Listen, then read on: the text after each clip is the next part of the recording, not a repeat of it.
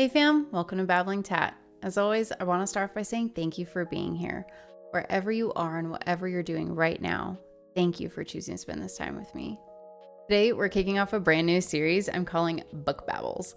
In these episodes, I'll be unpacking incredible, impactful books that have been great resources and tools for me, sharing actionable takeaways so that you can apply them to your life. A few episodes back, I referred to your thoughts as soundtracks and said we'd talk more about it in a future episode. This is that episode. This concept came from Jon Acuff's book Soundtracks. I'll link it down in the description. And it hit me like a freaking freight train. Full transparency, I overthink everything. I live in my head at the ultimate cost of my peace and my energy. If you've ever felt stuck or held back by your thoughts, you are not alone, and this episode's for you. Now don't start overthinking that or anything else that might be lingering around in your brain. I am right here with you, and I want you to be present in this moment with me. Let's dive in. So, what is Soundtracks all about? Jon Acuff starts by pointing out that our minds are like Spotify for our thoughts. We all have these playlists or soundtracks playing in our heads. Some are uplifting and motivational, while others are downright destructive. And the destructive ones, unfortunately, they're the ones that we often have on repeat. In Soundtracks, Acuff explains that overthinking isn't just thinking too much. It's when we play the wrong soundtracks over and over and over.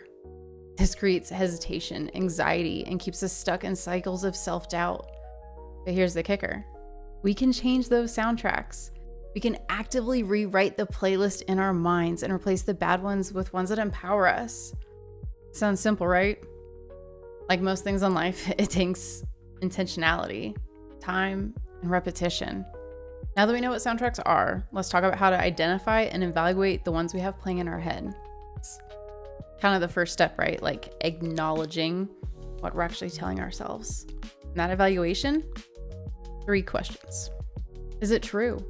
Sometimes we're repeating things to ourselves that aren't even based in reality. Is it helpful? Does this thought motivate you?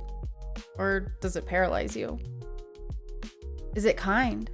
Would you say this to a friend or to somebody that you love? For example, if you're telling yourself, I'll never succeed, pause and ask yourself, is that really true? Probably not. And is it helpful? Absolutely not. Is it kind? Most definitely not. By running your thoughts through this filter, you'll start to see which soundtracks absolutely need to go. Like, Lata Gata. Think of one negative soundtrack that's been on repeat for you lately, and then run it through these 3 questions. Is it true? Is it helpful? Is it kind? Feel free to pause the episode if you need to.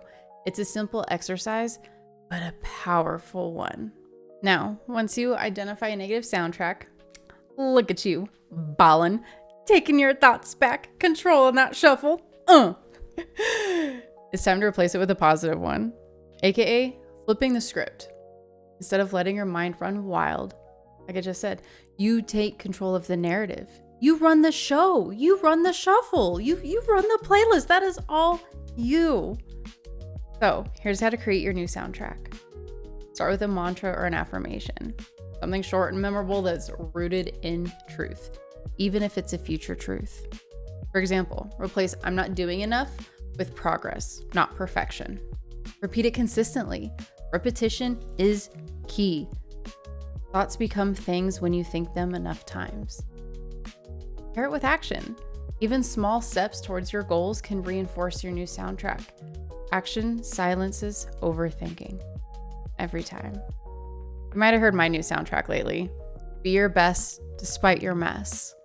It helps me when I'm feeling paralyzed by perfectionism and start questioning myself. It reminds me just to start, even if it's not perfect. And that it's no excuse to not give it my best, even if my best looks different, because it will look different every single day. One of my favorite takeaways from the book is how much power repetition holds. Like, think about it. Your brain believes what it hears most often. That's why affirmations and consistent positive reinforcement are so effective. And that's also, unfortunately, why it's hard to break the negative. Soundtracks also emphasize the importance of your environment. Surround yourself with people, media, and influences that reinforce the soundtracks that you want to live by. If your environment is toxic or full of negativity, it's going to be much harder to rewrite your soundtracks and have them stick. Let's get real for a second. How many of us scroll through social media and almost immediately feel worse? If you're following accounts that feed your negative soundtracks, it might be time to hit unfollow and to have the algo create you a more uplifting feed. So now let's talk about some action steps. Because knowing this stuff is one thing, but actually doing it and applying it into your life, that's where the magic really does happen. So here are 3 practical ways to start rewriting your soundtracks. Journal your thoughts.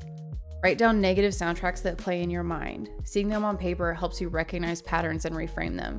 I know I've talked about journaling before, and what do you write when you journal? This could be that start of journaling. Create a go-to playlist. Pick 3 to 5 positive soundtracks that you can repeat daily, like real quick without even thinking about it. Real quick. Whoosh. Think of them like your mental hype song playlist. Like when you get in the car, the first song that you play, that. Celebrate small wins. Each time you notice yourself replacing a negative thought, celebrate it. This builds momentum and reinforces your progress. And once you start to acknowledge it, like, oh, wait, hold up. Uno reverse card, like, nope, I'm not letting that soundtrack play today. It feels so good to feel like you have control over your life and over your mental space and over your reality, because in reality, you do. And taking that power back, I can't even put it into words, but damn, it feels good. And that's a wrap on our very first book, Babble. Jon Acuff Soundtracks has so much wisdom packed into it, like the Post-its. I hope this episode gave you some practical tools to quiet the overthinking and to take charge of your mental playlist. Let me know in the comments what connected with you the most, and if you want me to dive into soundtracks even deeper. If you love this episode, please share it with a friend who might need to hear it. And don't forget to like, follow, and subscribe, and leave a review wherever you're listening. Thank you for helping the show grow. Also, let me know on Instagram or TikTok at xxtatqueenxx what soundtracks you're rewriting in your life. I'd love to cheer you on. Head over to tatscorner.com to shop, find resources and info about the Pinky Promise Project, or just stay connected. The link is down in the description. Thank you so much for spending this time with me today. Until next time, remember, progress, not perfection. You control the soundtracks you play. You've got this. And I'll catch you on the flip side.